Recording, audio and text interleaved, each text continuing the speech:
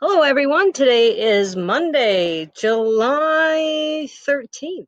This is Miss Linda from the Newark Education Center.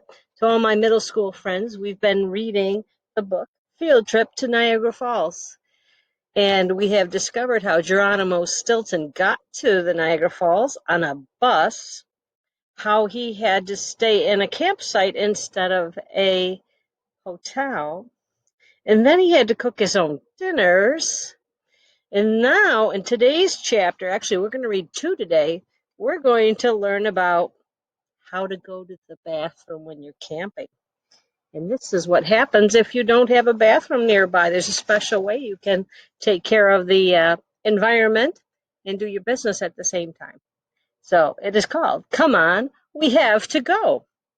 After we ate, I fell asleep with my snout in my plate. I woke up with a start. Psst, psst, Mr. Geronimo, a voice called. It was Miss Angelpaws. Mr. Geronimo, you forgot to set up the bathroom, she whispered. I paled. A bathroom? Come on, we have to go, the little mice squeaked. This time I knew exactly what to do. I called my sister. I wasn't proud. I was desperate. After all, who knew how to set up a bathroom outdoors? Now remember, his sister's name is Thea. He has called her to figure out how to set up a tent and how to cook. Of course, my sister figured it out. Half an hour later, the bathroom was finished, and so was I. I crawled into my sleeping bag and slept like a 10-ton brick of stale cheese. Even a starving mouse couldn't have moved me. In this book, it shows us how to make up a bathroom, the toilet. Dig a hole and leave a big pile of dirt next to the hole. After each use, throw some piled up dirt into the hole. Number 2, use some wooden poles and a tarp to build a screen around the toilet. Number 3, build a tripod. That's 3 pieces. Tri means 3. Build a tripod. Hang a bucket with water to use as a makeshift shower. Number 4, build another tripod. Place a bowl on top to wash your paws and snout. And that is how you make a toilet when you're in the woods for a long period of time. The next chapter is called What a Stink, What a Smell, What a Stench.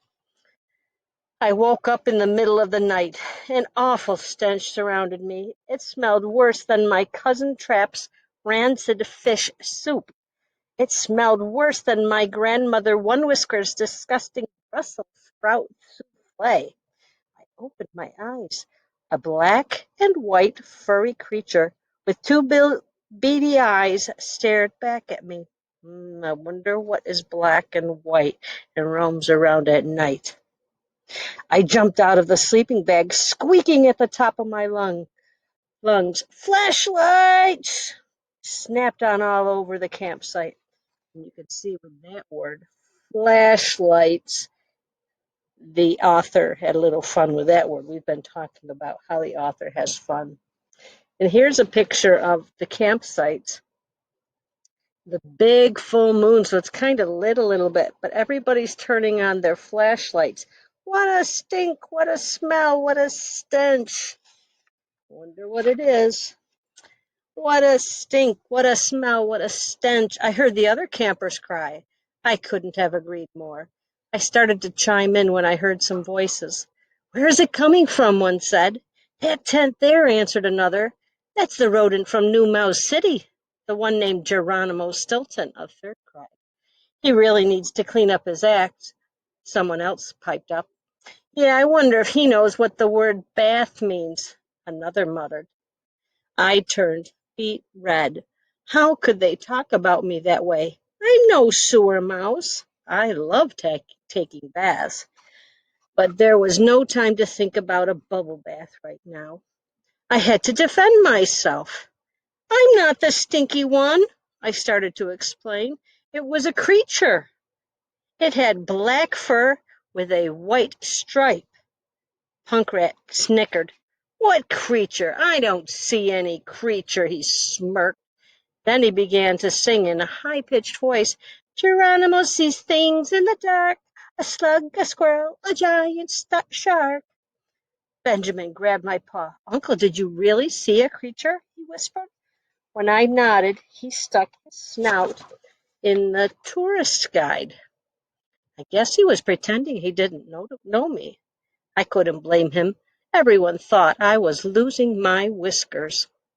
At that moment, Benjamin began squeaking. He held up the book. It showed a picture of the creature. See, my uncle was right. My nephew told Punk Rat. The creature he saw is called a skunk. And then it tells us a little bit about skunks. It says a skunk is a mammal in the weasel family. It has a thick black coat with white stripes. It lives in woody areas and feeds on insects, small mammals, and fruit. To protect itself from predators, it uses a unique system. It raises its tail, spreads its hind legs, and sprays a smelly liquid that it can send as far as 12 feet. You do not want to come across a skunk, but they're actually good for our environment. If you have them in the woods away from your house, they help to keep um, bugs and things like that down. So actually, they're not that bad as long as they're not near you. And that is the end of our reading today. Tomorrow, we're going to read A Wall of Rushing Waters. I think we finally get to Niagara Falls. I hope you had a good day today. I hope you enjoyed our story. This is Miss Linda. Have a great day. Bye-bye.